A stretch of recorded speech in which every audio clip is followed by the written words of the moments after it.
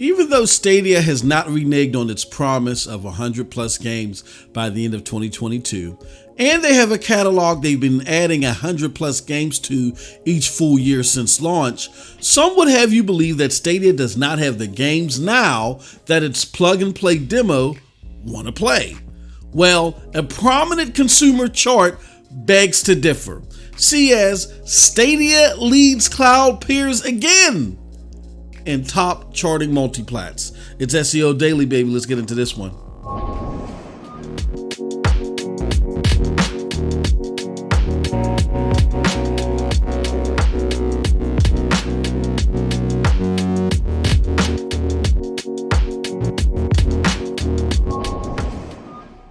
What's up, people? What's up, people? What's up, people? It is your boy MM2K of PNTS Network and StadiaDosage back again with another SEO Daily. Can you do us a huge favor before we get into this one? Hit that like button, hit that subscribe button, and rock those bells for notifications, please, so you know when we're dropping these doses. We appreciate all of y'all. Straight up, y'all know the deal. Y'all know the reason. By now, y'all should know the slogan. We are not too proud to ask. Okay, let's get into this one. All right. Well, before we do, this is going to be like a double feature where I'm doing the video portion of an article that we're going to release on StadiaDosage.com. So definitely if you want to see the article version that I'm going to be taking a snippet from, definitely go to StadiaDosage.com for that. All right. But before we get started, I want to explain something. I'm about to break down a comparison of cloud platforms via NPD litmuses. Okay.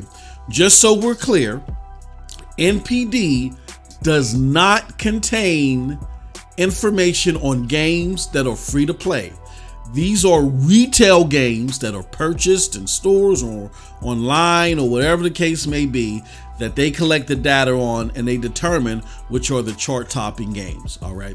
Now, as far as Stadia's demo is concerned, and why, because of their demo, we think that this chart is important, is Stadia in these early years are targeting plug and play gamers that are somewhat disenfranchised from consoles. That's their main consumer base right now. And these gamers tend to reflect success for a platform when it comes to what we see on NPD. All right. So having more games that chart high on NPD opposed to your peers doesn't necessarily mean anything bad for your peers, because your peers' target demo could be totally different. But it kind of rebukes the sentiment that the platform, Stadia that is, has none of the titles or really doesn't have anything that people want to play. Stadia's target demo isn't the demo that's looking at every single brand new title as it comes out. There's a lot of us in the content creation side and other places where we do fit into that. But we got to be real about this. We're not Stadia's target demo. So to help us again understand Stadia's target demo, which we may not be part of even though we like the platform, we're going to do this comparison again in which Stadia is leading in consecutive months once again. All right, so let's go to the story. The National Purchase Diary, NPD for short, is a great barometer to see what consumers are flocking to. The group's focus is North America purchases. However, when it comes to gaming, the entries that make their monthly reporting are the best performing products globally. The March 2022 NPD release within itself was chock full of surprises. These surprises included an early release, Call of Duty showing up 9th, and the amount of multiplat games dominating the charts this month. It is the last item that serves as a perfect segue into today's main topic. This is multi-platform games on the chart that are also on cloud platforms. We have been doing these comparisons for a while. That is the only thing that produced no surprises based off of prior results.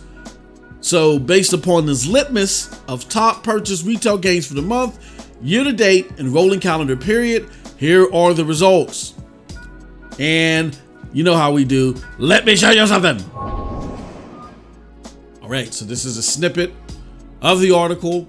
And it shows you right here that there are 3 major litmuses that NPD looks at when it comes to games globally, and one that is real paramount to how successful multi-platforms games or multi-platform games are doing altogether.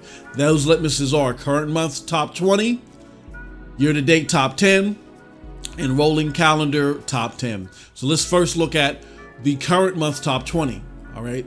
Out of the current month top 20 games, all right, I believe there were 11 multiplats, which that's a high number. Now, I could be wrong. I think there were 11 multiplats, but there were higher multiplats on this list than there normally is. And out of those, whatever the number was, once we've done the calculations, here's how many of those games were on the individual cloud platforms. 33% of those games, the multiplat games that were on this chart, were on Stadia. 11% were on GFN, Luna, and Xcloud streaming respectively. All right.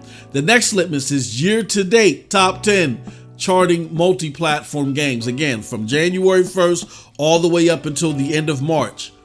This is a litmus of how many of those games that were multi-plat games on this particular chart were on the cloud platforms.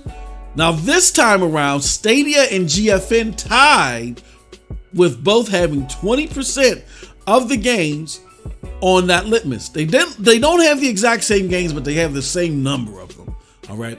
Luna has 10%, and unfortunately, Xbox Cloud Streaming has 0%. All right. Last but certainly not least, the rolling calendar top 10 charting multi-platform games. This goes from March of 2021 all the way up to March of 2022. All right. So when you go by that litmus, Stadia has 44%, GFN has 11%, Luna has 11%, and Xbox Cloud Streaming has 11%. Right. So as in prior consecutive months, Stadia has continued to lead each of the listed charts. This month did show the platform tie with Geforce Now on a year-to-date litmus. This was helped, however, and take note of this. This was helped by the inclusion of God of War. Now, some of you are probably thinking, hold on.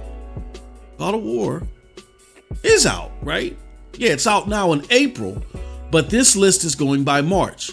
But even though the list is going by March, even though God of War wasn't available on GFN until April, we decided to include it. All right, just to keep it in the, just to keep